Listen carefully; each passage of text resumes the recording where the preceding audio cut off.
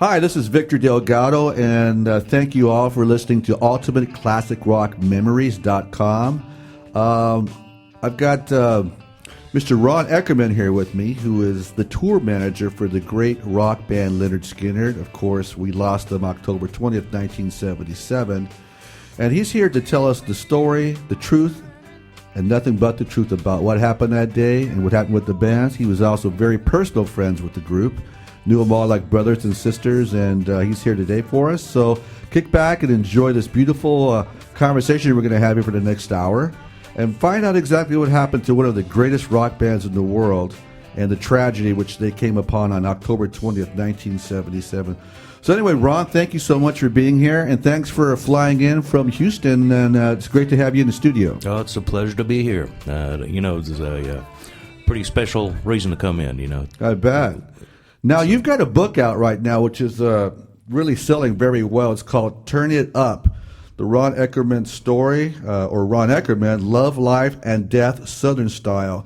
I had a chance to go through it and look at some of the stuff here, and I can't believe some of the stuff I've read. I'm really shocked about the huge mystery of what happened that day when the plane went down. And, of course, you were on it. Yes. But before we get to that, and believe it or not, people, it's hard to be in a car crash and come out of that, but to be in an airplane with a bunch of rock stars and to be one of the surviving members is I can't picture that. I can't. But we'll wait. Yeah. We'll get to that. There's a lot to talk about, especially the book, which is a great book. You guys would all pick that up. Well, Ron, I just want to know one thing. How did you get started in the business? Well, it's funny. My very first introduction was skipping high school. This was, I think, 68, 69. And me and my buddies took off, skipped high school, went up to Dallas. I lived in Houston at the time. Can't do that. Yeah, and went to a Rolling Stones concert. We didn't have tickets or anything. The Stones, I love them. Yeah, so we just hung around the facility's back door, by the loading door. We had no idea what we were going to do. It was a sold-out show. Wow. So the Stones trucks roll up, and back then, there wasn't all the business associated with concerts. You were freewheeling it quite a bit. So they didn't have anybody to unload their truck there. And so there was a group of guys. Afford them or what? Yeah, there was a group of guys sitting around, all teenagers. All of us had skipped school. Sure. So we said, well, we'll set up. And so that's how we got in to see the show. And my first taste of the backstage scene. Sure. So here you are from high school, and so you got the music bug, or what happened? Did they offer you a job, or did Mick Jagger come down and shake your hand? No, after that, I discovered that it was a lot of fun to do these shows. Cool. It was a back-breaking labor, but at the same time, I was young and healthy and could do that. Yeah. And so that's first experience, and then a few years later, a good friend of mine from high school got into business. He started promoting concerts. Oh, great. An offshoot of that was a lighting company. And I started staging all those concerts for him and doing the MC work and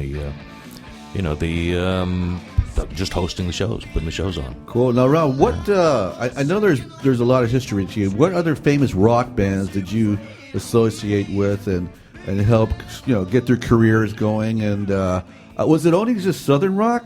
No. Two of the big artists that I worked with were Fleetwood Mac and Peter Frampton. I had the opportunity to actually meet a couple of those members, and they told me some wild stories. Bob Welch was a good friend of mine here, and he told me some stories I can't say on the air, and I won't say on the air, but you probably know a bunch of them. Well, Bob was a good friend of mine. Really, he was the guy, that was the Fleetwood Mac I toured with.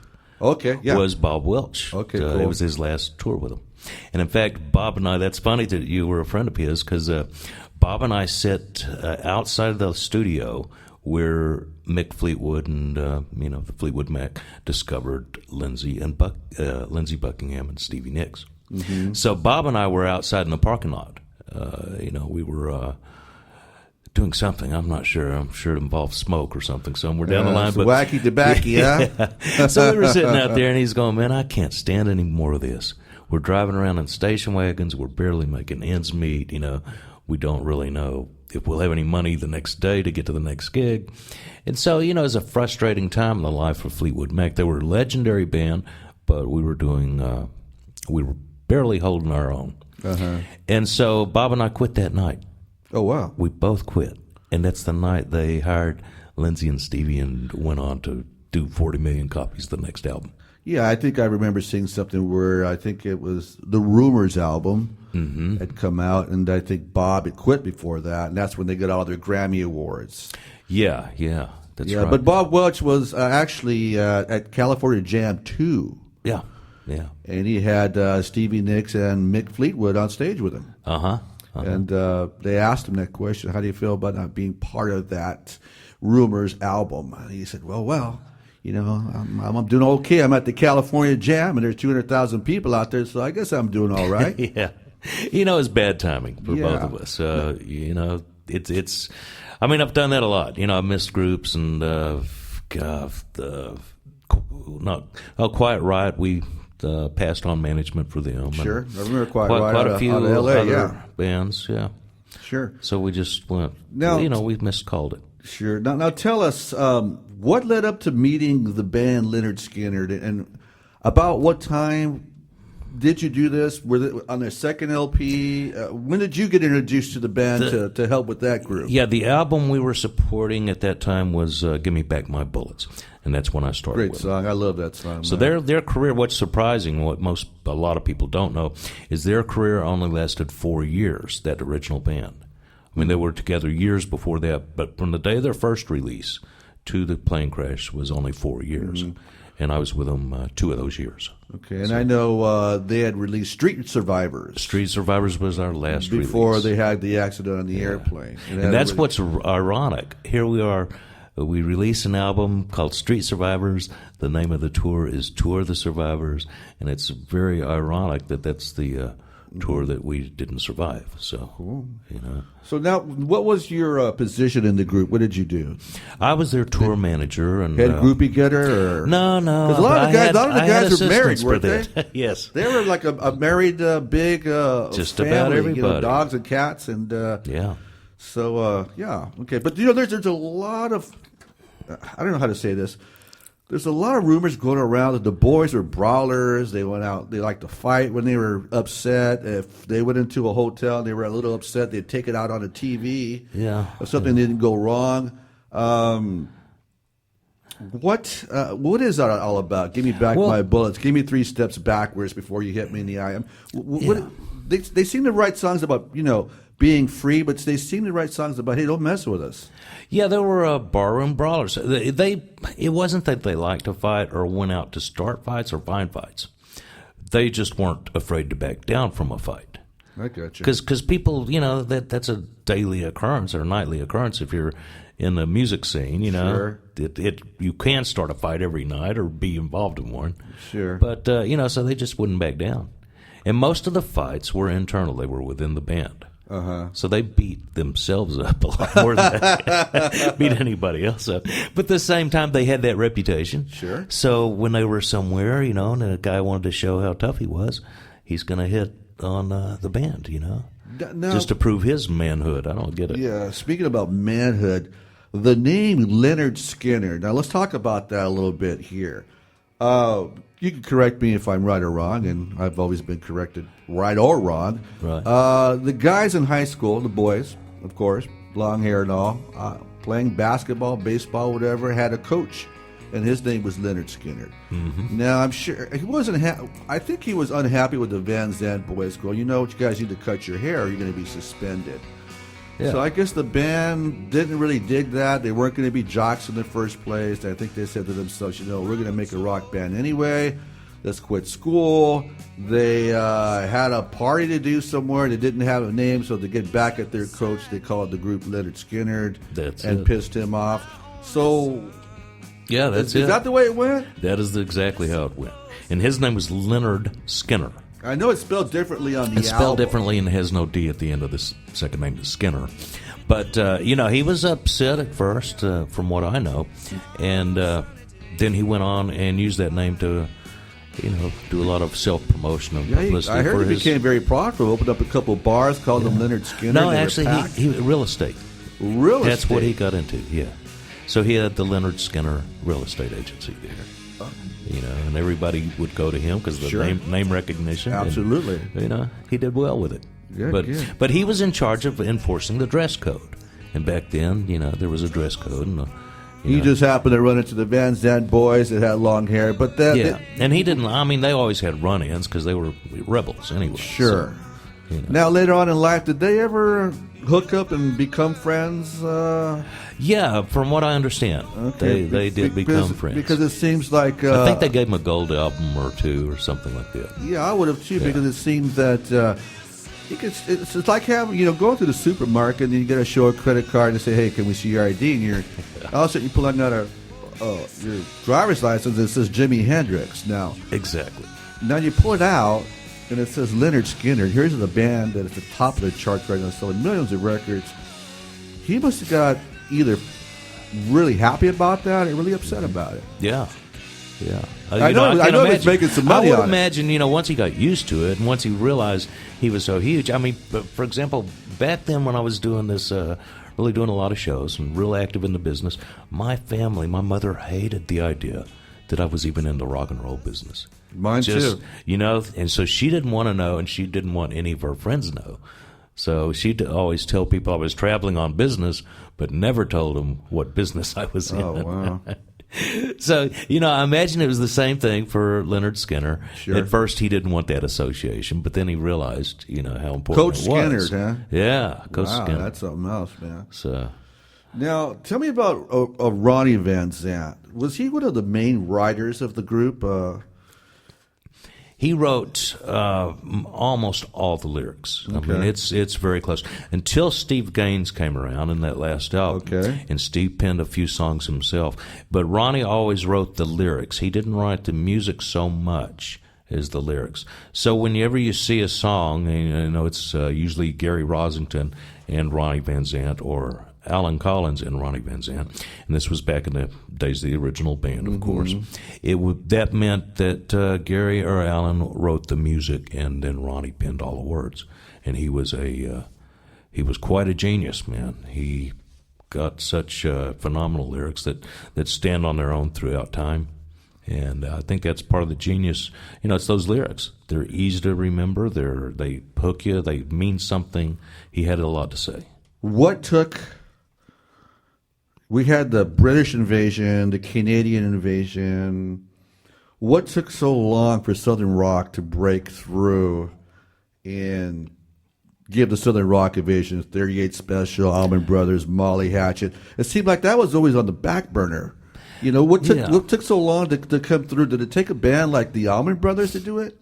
Well, I think it was always there, but it never was a strong enough genre of music to even be called its own genre of music. Because you had Poco and you had Buffalo Springfield, sure, and they weren't, the Southern rock that we know, but they were certainly going that way.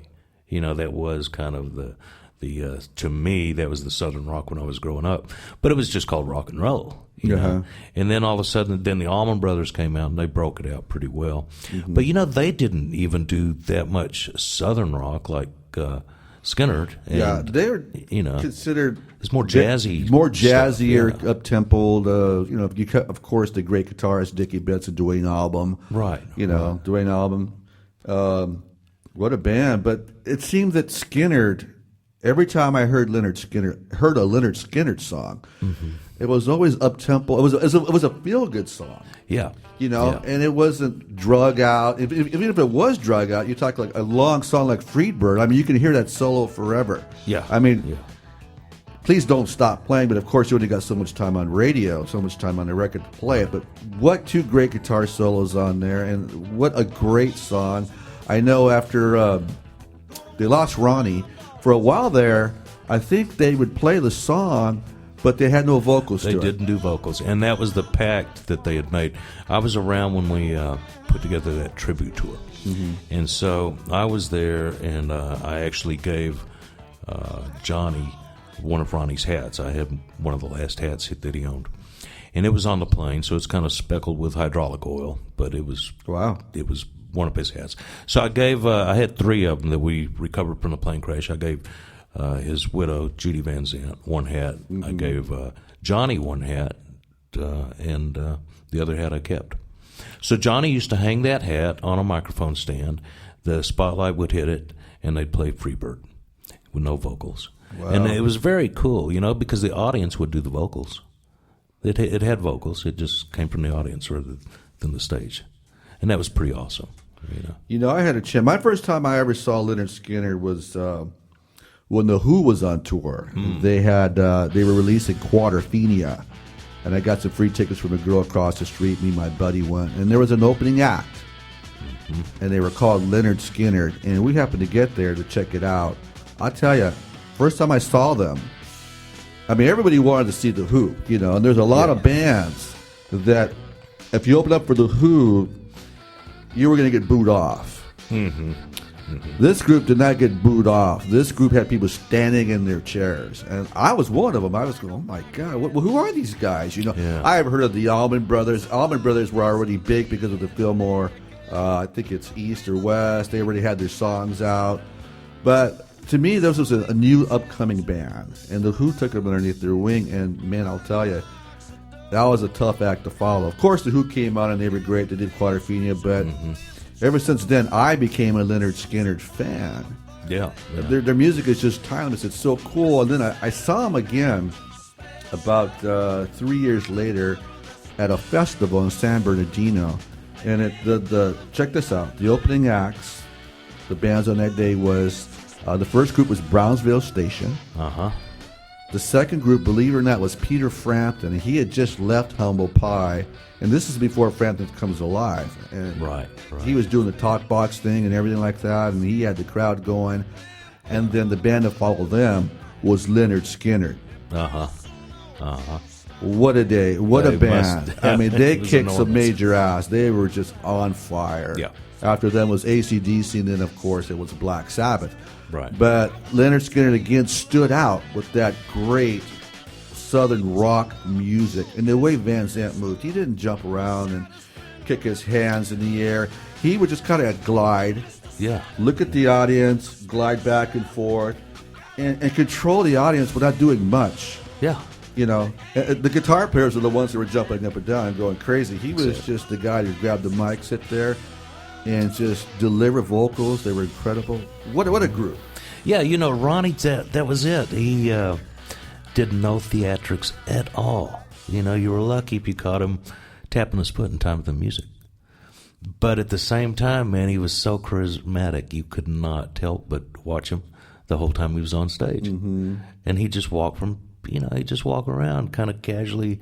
He owned it. He owned the stage, he owned the building, he owned the music, and he just walked around, and it was pride of ownership. He didn't need to show it off. Can you tell me a kind of a personal story, something that happened, maybe you and Ronnie discussed, because I know you were very tight with Ronnie more than the band, and anything weird happened while you were on stage, or something you can tell the audience here? Not really. One of the shows, I think it was like 100,000 people that we were doing with Peter Frampton.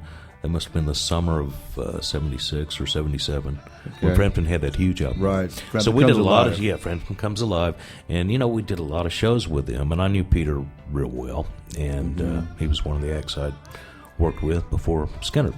So Ronnie, though, I remember he came to me, or he was doing the thing, doing his show, and he never does this, but he came across to the side of the stage. And he's just going, "Can you believe this shit?"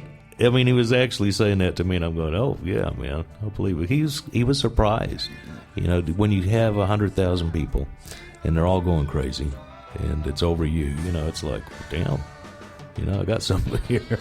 Now we were talking earlier, and I was asking you, how many shows did you do with Lynyrd Skynyrd?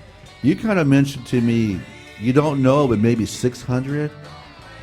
Yeah, it's hard to figure. Let me ask you this question. I think we were doing around 250 a year. So, did you guys ever get tired of it? Did the band ever get tired and say, "You know what? I don't want to do this anymore. I've had it. I want to go back home and start a different kind of music." Did they ever get tired of playing and touring? Never. Because a lot of bands do. Yeah. They try to go home. No, we got tired. We had the regular road weariness. After you've been out a couple of months, you're tired and you want to go home. But all you have to do is finish that show that night, and that erases that whole feeling. And then the next day you go back and, I'm getting kind of tired out of here. I'm missing home, and you want to go home. Then you do the show, and you're pumped back up. It's like getting a fix. Yeah. That's it. And that's what all musicians live for, is to see that audience go crazy. You do that show, and it makes it worthwhile. And well, that's why we're out here. And, brings it back, and he erases all the negativity. Wow. Of course, a bad show, which Lynyrd Skynyrd never did, but, bad show will definitely set you off. Cool. Now, let's talk about the book a little bit right here. Turn It Up, Ron Eckerman, Love, Life, and Death, Southern Style. What made you, when I'm looking at this book right here, people, and what you see is there's two guitars. There's the acoustic guitar and a Fender Telecaster, and there's a hat. Now, is that Ronnie's hat? That is Ronnie's hat. Oh, okay, cool. That is. And on the back, unfortunately, there's a picture of you with stitches all over your face, laying in a bed, and it's pretty, I don't know how to explain it, but it's like, it doesn't look good. Yeah, I have that before and after picture on the back there. Why did it take you so long to write this book? Those pens, they kept running out of ink. Damn ink. I know. Then the typewriters had to mess with the ribbons back then. So finally they came on with computers. I got one. And no, a lot of people were urging me to do this.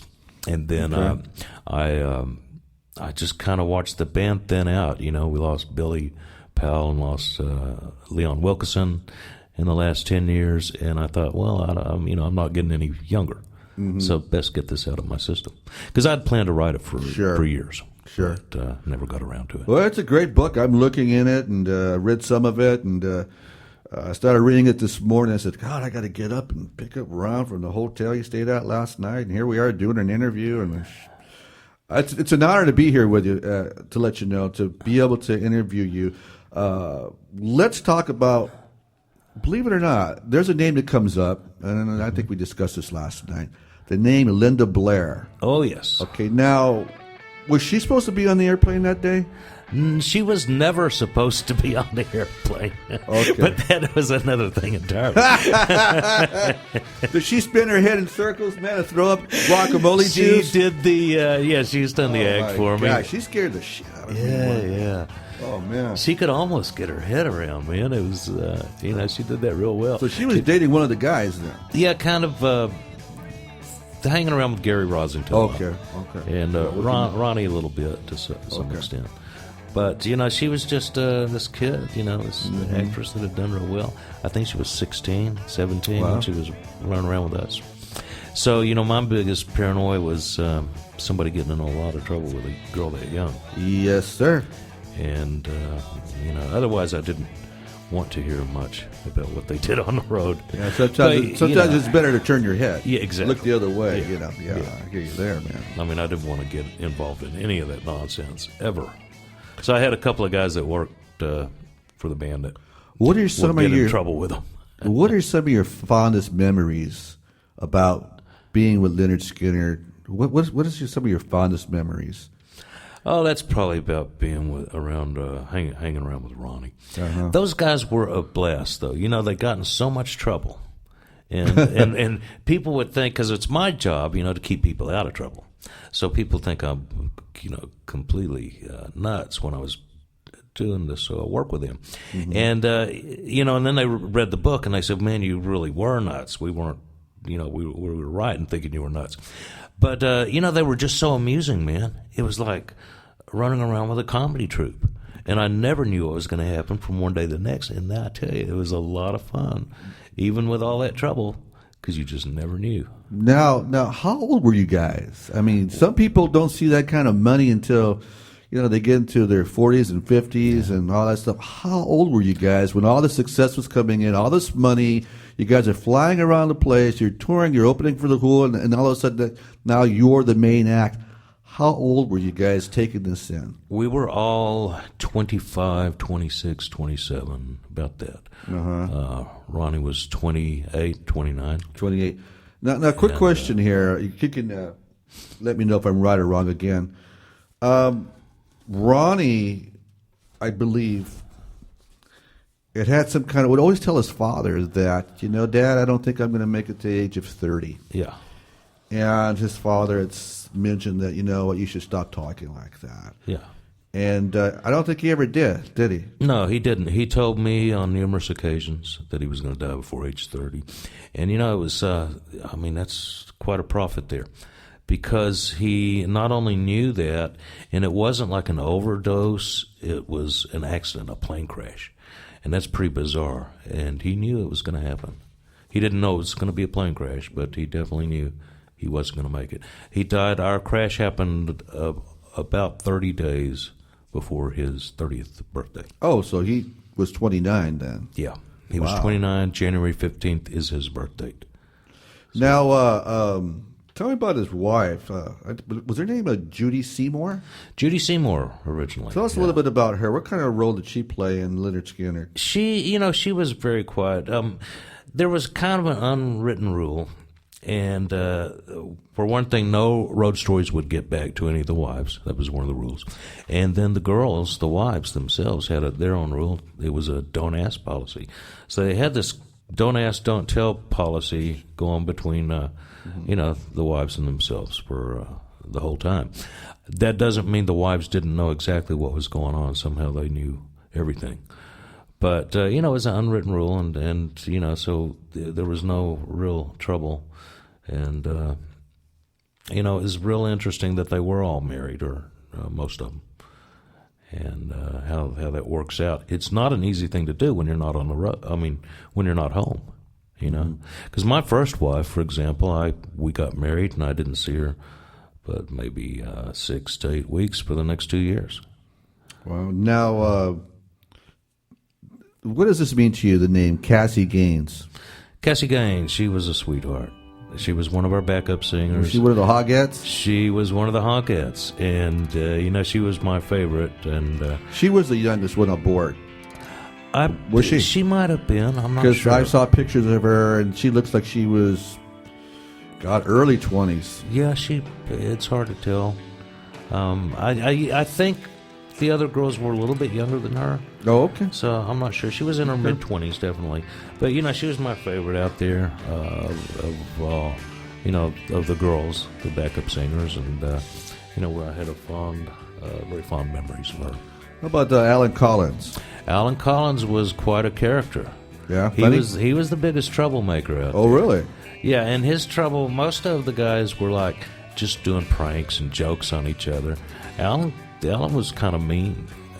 He would, his jokes weren't really fun-oriented, but kind of mean, So I didn't get along real well with him.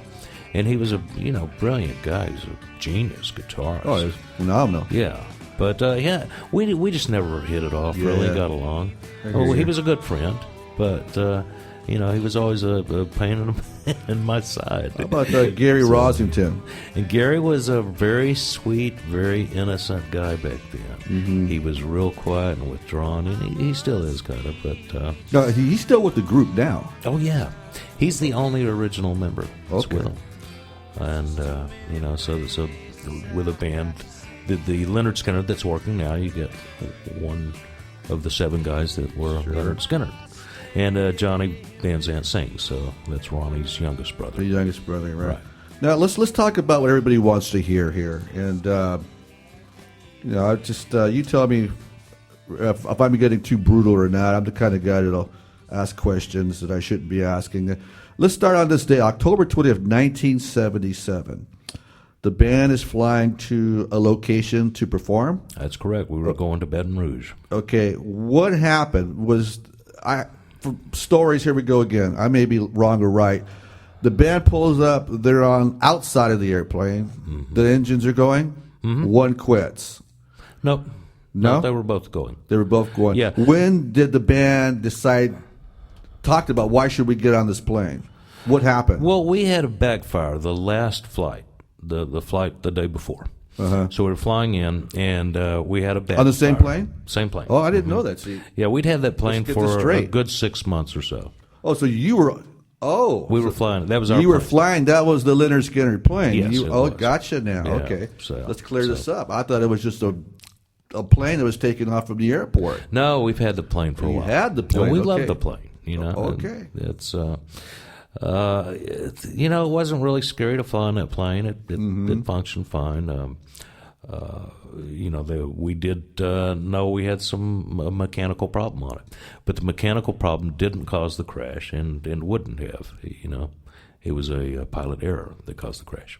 Did the plane take off before everybody decided? Who gave the okay for the plane to leave the ground? Well, that was kind of in my department. The plane. I was the only one that could ground the plane, except for the pilots. Okay, but you got the okay from the pilots. I got the okay from the pilots. They said, This is what I want to clear up, people. Yeah. I don't want Ron taking a lot of heat for something that he thought, but he was giving an order. So you had to approach the pilots and say, look, is this plane safe to fly? Is that correct? Oh, absolutely. Okay, they told you and yes. I had called, and I had called everybody I knew that could answer the question. Okay. You know, the leasing company that we got the plane from, the old pilot who is no longer with us, but whom I really trusted, so I talked to him. And, you know, I called around everybody I knew that could answer my question, which was, is this thing safe? Should we fly? And the answers came back, yes, absolutely. It's not a problem. So we had a mechanical problem. It was a faulty magneto that was causing one engine of a twin-engine craft to run rich. Okay. And that was the problem. We had one engine running rich. All right. So because of that engine running rich, the pilots had to calculate the fuel in a different way. Okay. And they did not calculate it properly. So first of all, we had an engine running rich. We were burning more fuel than normal. The pilots had to make account for that and put on extra fuel. And then we had one other problem, and that was Artemis Pyle was late for the plane that day. And he's the drummer, and decided that we were close enough to his hometown that he would go home. Oh, so he wasn't on the plane? No, we sat on the plane waiting for him for 1 hour on a tarmac. Okay, gotcha. So we burned up an hour's worth of fuel on idle. Oh, okay. Just sitting there. Now, how long was this flight? It was about 3.5 hours, I believe, when we crashed. It was about a 4-hour flight at the most. 4-hour flight, okay. So we were within 10, 20 minutes of the final destination. Okay. When did you know you guys had trouble? When did you get that feeling something is wrong, man? Well, you know, we knew something was wrong. Because you knew more than anybody else, because everybody else is just passengers. Yeah. You're running around making sure everything is ready to go. Everything's, button down the hatches. We're ready to go. Put your seatbelts on.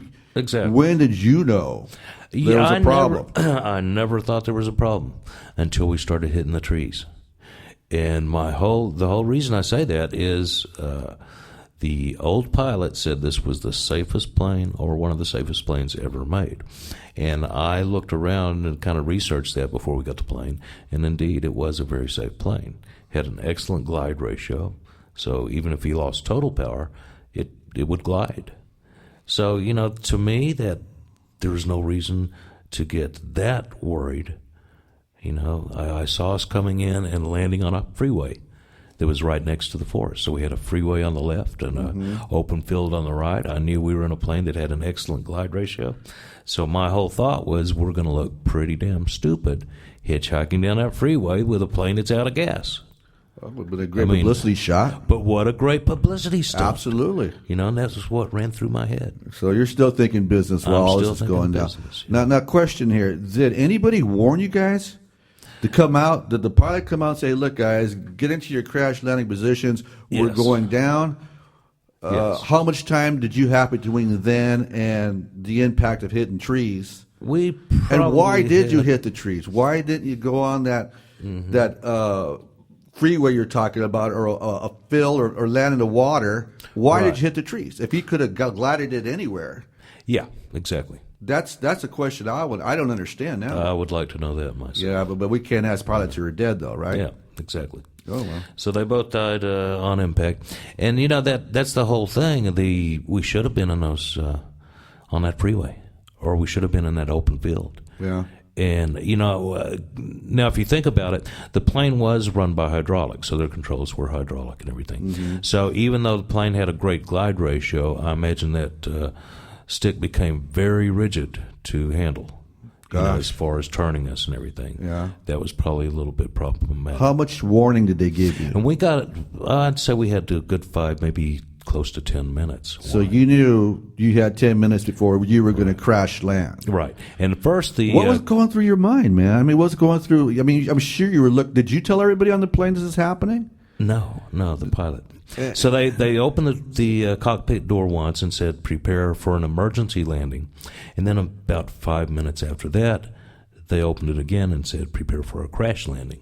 Ouch. Yeah. And then we Man, started hitting I'm trying trees to- a couple of minutes later. So Wow. And what was happening on the plane at that time? You guys must have had time to pray. Did you talk to each other? Was there No. cussing and swearing going on? No. Were people mad, upset? it was dead silence. Dead silence. So I think everybody was praying their own private silent Their own way, prayers. huh? Mm-hmm. Did you say anything to anybody before you went down? One guy claims I did. I don't remember. I was unconscious for a good month, I guess, after the crash. So the guy that was sitting next to me or across from me, though, said Gene Odom. He was our security guy, and he's written a few books himself, and he was running back up and down the plane, and kind of in a panic. And so the guy sitting next to me or across from me said that I told Gene that it's okay, that he could cry, and just to pray for us. Why not? I don't remember that, but that's what he said. I said, and that sounds like something I'd probably say. Okay, question here. Okay, everybody's ready. They're scared. Mm-hmm. They're going down. I'm just still wondering why.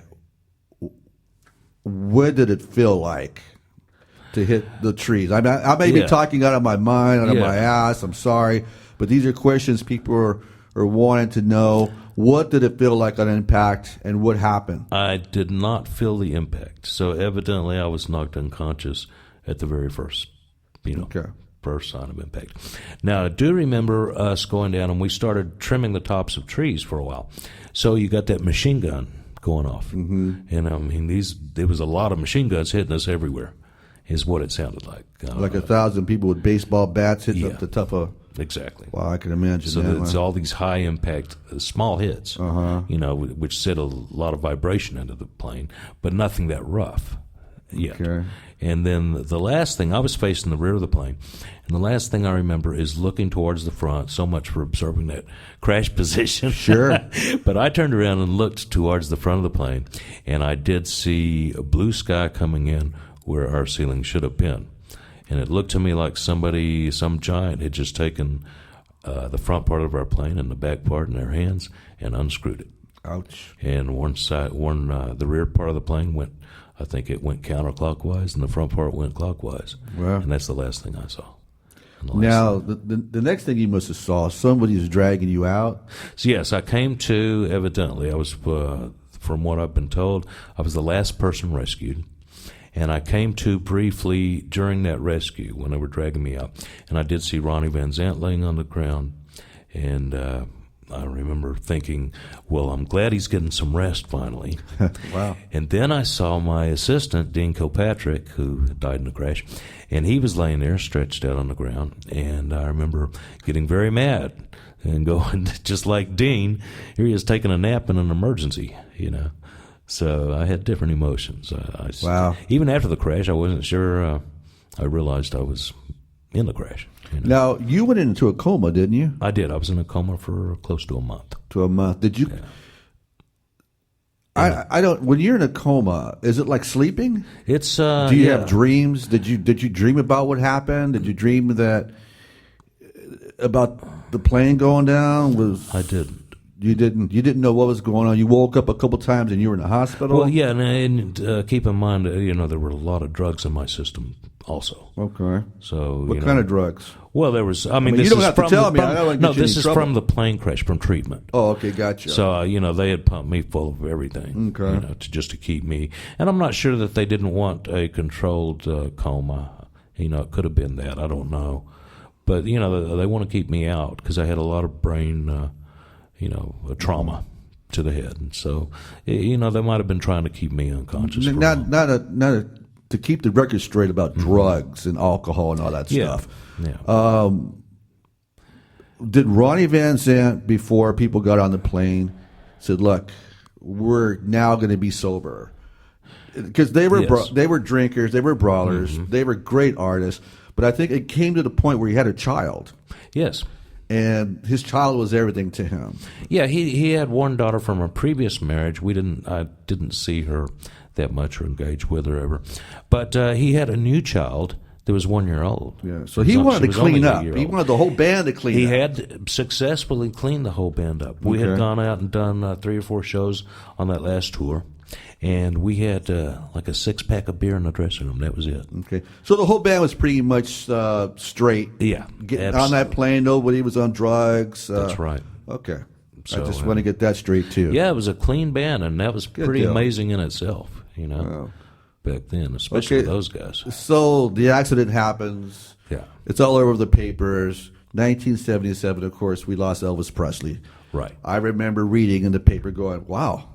All they showed was the plane. Yes. It crashed after Presley had died. It was just like, my gosh, this is pretty incredible. One of my favorite rock bands is now history. Yeah. What was the aftermath after that? What happened? Did the lawsuits come out? Yeah, that was... Did people try to sue the airplane company? Did they come after you? They came after me. Okay, what happened there? Everybody in the plane sued me. Everybody in the plane sued Everybody you. in the plane. Why? The way the contract with the plane read said I had some control of the plane. And I did. Okay. And I was signing it on behalf of the band anyway, so that's saying the band had some control over the plane. And if you had control over the plane, that means you're party to the fact that it was pilot error because you're hired the pilots. But the truth was I neither knew or hired the pilots. They came with a plane. Sure. So there was a bit of a legal problem there. But at any rate, because my name was on the contract anyway, everybody wanted to sue me. So everybody had to sue me, from what I understand. Now, I don't know, that's attorneys, when they do get involved in something like this, they sue everybody involved and sort out who needs to be sued later. Yeah. They just name everybody. Yeah. So, but it created some hard feelings, for sure. Are you still in touch with their families? Not too much. A little bit over the years, but very little, really. I really didn't want to know them. That was a chapter of my life that had been closed. And I did go to shows once in a while and see them. Sure. But it was very rare. Being a member of such a great rock band like that, and loyalty, and seeing them make all this money, and of course, coming down on the airplane with that and surviving.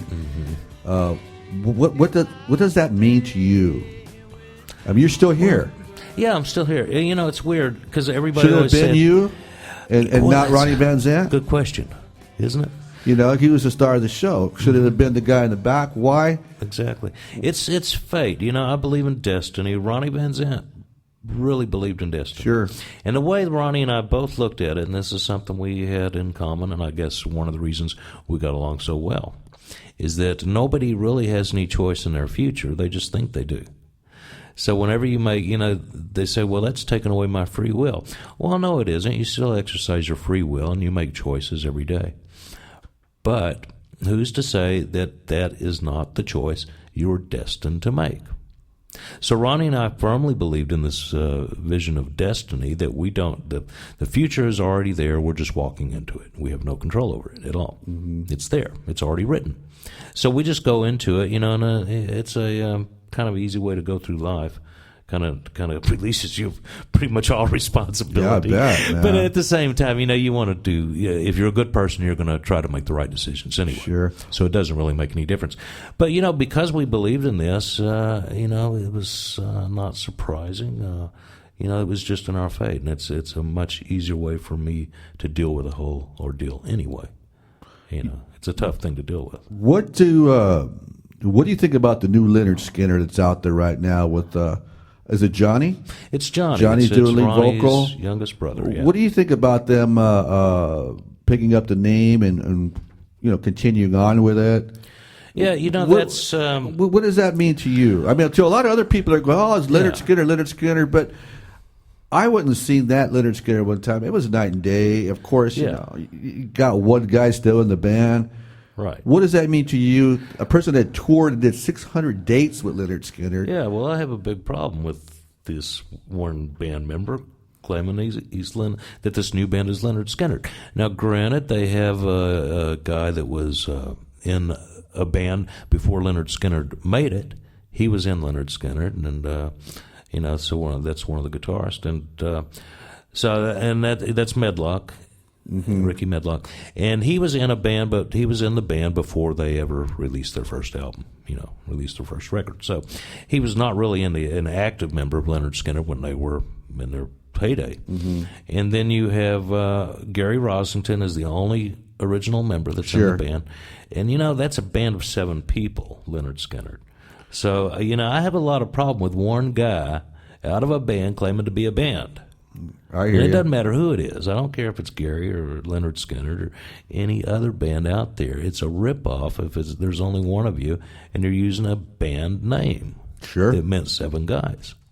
And I guess their argument is, well, we've carried on as Lynyrd Skynyrd. We have another 12 albums we've done. But they had started something prior to that, which was Rosalind Collins. Rosalind Collins, yeah. And were they playing Lynyrd Skynyrd music, or did they do their own stuff? All new music. They had some great songs. Del Krantz, who's Gary's wife now, she's one of the backup singers with Lynyrd Skynyrd. And we lost Alan Collins. And Alan's gone, right. Okay. And, so that was a great band. I was involved with them and went through the whole recording process for the first album. Mm-hmm. And, I was there every day.